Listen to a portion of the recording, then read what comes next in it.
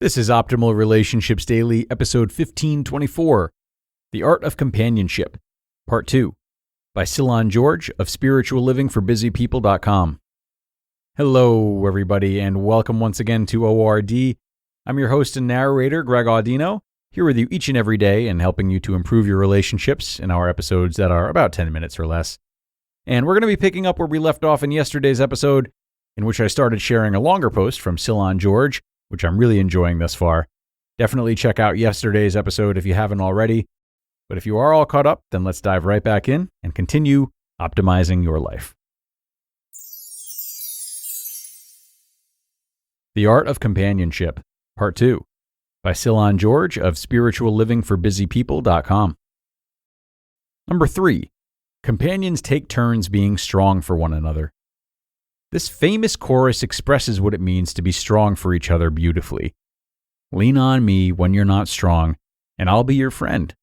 I'll help you carry on, for it won't be long till I'm going to need somebody to lean on. Sadly, the wisdom of this great song has gone by the wayside. We're taught from an early age that in order to get ahead, we must depend on ourselves. We glorify the myth of the self-made, people who bootstrapped their way to empires, fame, and acclaim. But if they're honest, these same people will tell you that they leaned on friends and trusted companions on their journey to success. They'll tell you that they still have trusted companions who no one's ever heard of. Don't believe the myth that you can go it alone. Lean on your companion when you need encouragement and support. Allow them to lean on you when they're stuck. Number 4. Companions learn to be alone together. Some of the best dates with my wife have been to Barnes & Noble. We both love books. Every so often, we would go there, grab books we like, sit and read in each other's company. We do this at home, too. Sometimes our nightly walks are done in silence, too.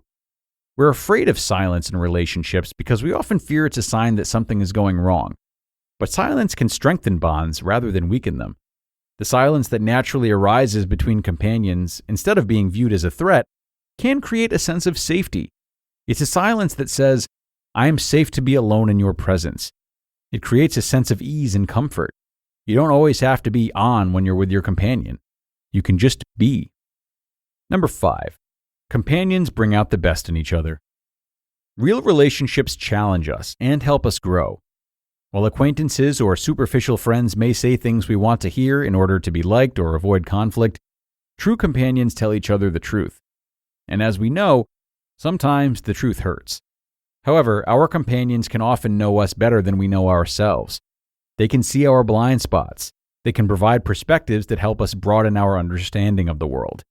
If we're willing to submit to one another in humility, our companions will eventually bring out the best in us. Number 6. Companions forgive each other. When you're in a relationship with a close companion, there are 3 words you'll need to get used to saying or hearing. I am sorry.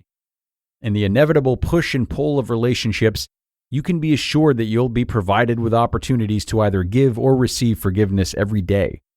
I found this to be true in my life as I walk the road of companionship with my family. I've had to ask for forgiveness more times than I can count. It's hard. It's humbling. But it's necessary to keep relationships alive and thriving. As the Dalai Lama wisely said, quote, marriages, even the best ones, perhaps especially the best ones, are an ongoing process of spoken and unspoken forgiveness. End quote. Number 7. Companions need space. Certain types of companionship, such as marriage, are exclusive, but relationships suffer when companions are overly dependent on one another for their needs. There must be space for partners to meet their individual needs through self-care and companionship with others.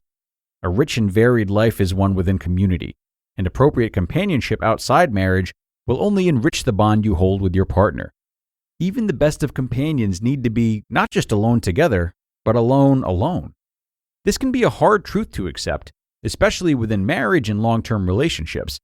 Like silence, the desire for alone time can spark fears of rejection. Nobody writes more eloquently on this point than Rilke, who said, quote, a merging of 2 people is an impossibility, and where it seems to exist, it is a hemming in, a mutual consent that robs one party or both parties of their fullest freedom and development. But Once the realization is accepted that even between the closest people infinite distances exist, a marvelous living side by side can grow up for them, if they succeed in loving the expanse between them, which gives them the possibility of always seeing each other as a whole and before an immense sky. End quote. Number 8. Companions love each other. And so we've come to perhaps the most important point of all. Companions love each other. The trickiness with this point is that love has become so sentimentalized that we hardly understand what it means to truly love. Love is not primarily about feelings, though feelings are important. It's not about goosebumps on the skin or butterflies in the stomach. Love is not soft or wishy-washy. Instead, in the words of Anthony DeMello, love is, quote, seeing a person, a situation, a thing as it really is, not as you imagine it to be, end quote. When you can see your companion as they are and accept them without trying to conform them to your image, you're loving them. When you desire what's best for them rather than using them to get what's best for you, you're loving them. Go it together. Are these states hard to achieve? Yes, maybe even impossible. Might it seem easier to go it alone instead? Sure, for a time. But you were made for more than yourself. You were made for relationships. My life partner and I are still navigating what it means to be good companions to each other. Because companionship is an art, not a science. There are missteps and setbacks. However, we keep pressing forward, deciding each day to go it together and not go it alone. You just listened to part 2 of the post titled The Art of Companionship by Cylon George of spirituallivingforbusypeople.com. And that'll do it. The conclusion of Cylon's posts, which I thoroughly enjoyed from the beginning yesterday all the way through the end today.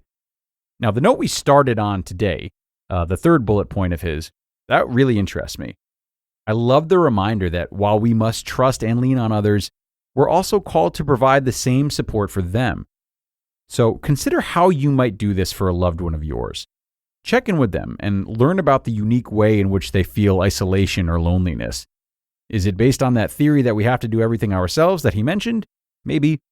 Or maybe they've tried to do things collaboratively but have been neglected by people they really gave themselves over to. Whatever the case may be, take time to learn about this and explore together how you can best comfort them and do your part to maintain a really strong companionship between the two of you. So think on that, everyone. It's time to get going. But thanks to all of you for listening to both posts or both episodes of the same post and for sharing the show with someone. Of course, that is one of the best ways to keep the lights on around here, so we really appreciate when you guys do that.